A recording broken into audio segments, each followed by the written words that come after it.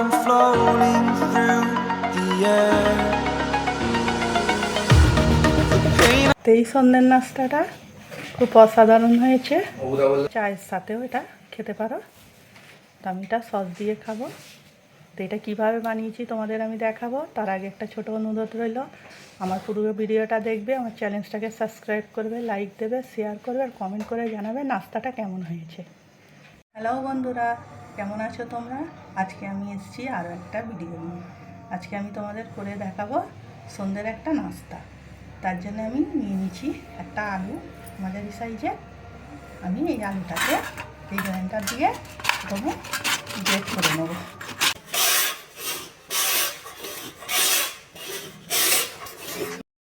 তো এইখানে আমার আলুটা চপ করা হয়ে গেছে, দেখতেই পাচ্ছ। এরকম তোমরাও করে নেবে। এখন এর মধ্যে আমি দিয়ে দিচ্ছি অল্প একটু পানি দিয়ে একবার ধুয়ে নেবো। এর মধ্যে আমি পানি দিয়ে একবার ধুয়ে নিচ্ছি এটাকে। আমি একটা চুলায় প্যান দিয়েছি, এতে 2 চামচ মতো তেল আমি গরম করে নিয়েছি। আমি এখন এর মধ্যে আলুটা দিয়ে দিই, দিয়ে দেবো স্বাদ মতো নুন, দিচ্ছি 1/2 চামচ মতন গোলমরিচের গুঁড়ো। এখানে আমার আর কিছু মশলা লাগবে না। এখন আমি একটু তেলেতে নাড়াচাড়া করে নেব। এখন এটা আমার একটু নাড়াচাড়া করা হয়ে গেছে তেলেতে। আর আমি কাপে 2 কাপ পানি দিয়ে দেবো এর মধ্যে। এবারে এটাকে আরও একবার ভালো করে নাড়িয়ে নিয়ে চুলার আঁচটাকে জোর করে একবার ফুটতে দেবো। তো এখানে আমার পানিটা ফুটে গেছে। আমি যে কাপে পানি নিয়েছি 2 কাপ, ওই কাপের 1 কাপ সুজি দিয়ে দেবো। দেখুন, সুজিটা একচোটে দেবে না, অল্প অল্প করে দিয়ে নাড়তে থাকবে। তো এখানে আমার সুজিটা সব পানিটা টেনে নিয়েছে। আমি আরও একটু নাড়াচাড়া করে চুলাটাকে অফ করে দেবো। এখন আমি চুলাটা অফ করে দিচ্ছি আর এটাকে একটু ঠান্ডা হতে দিচ্ছি। তো আমি এখানে সুজি আর যে আলু দিয়ে পুরটা তৈরি করেছি, ওটা আমার এখন ঠান্ডা হয়ে গেছে। আমি এগুলোকে এখন ছোট ছোট করে এরকম নিয়ে হাতের মধ্যে 2 হাতে এইভাবে একটু লম্বা শেপ দিয়ে নেব। এইভাবে লম্বা শেপ দেবো, তোমরা যে যেরকম পারো শেপ দিতে পারো। আমি এখন এই লম্বা শেপ দিচ্ছি।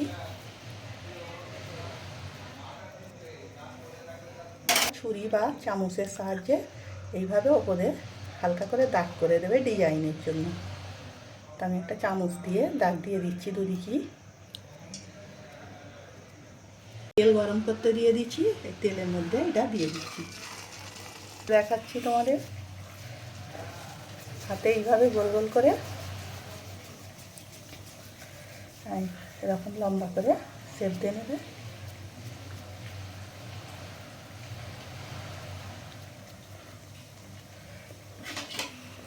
চামচের সাহায্যে এরকম দাগ দিয়ে নেবে।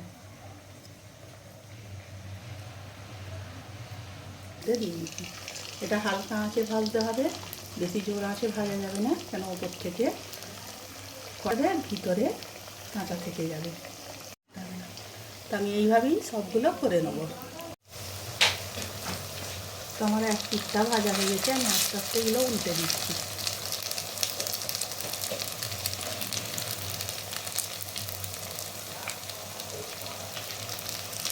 সব উল্টে দিচ্ছি একবার, আরও ভালো করে এটা একটু কড়া করে ভেজে নেব। তো এখানে আমার পকোড়াগুলো ভাজা হয়ে গেছে, আমি এগুলো এখন তুলে নিচ্ছি তেল থেকে।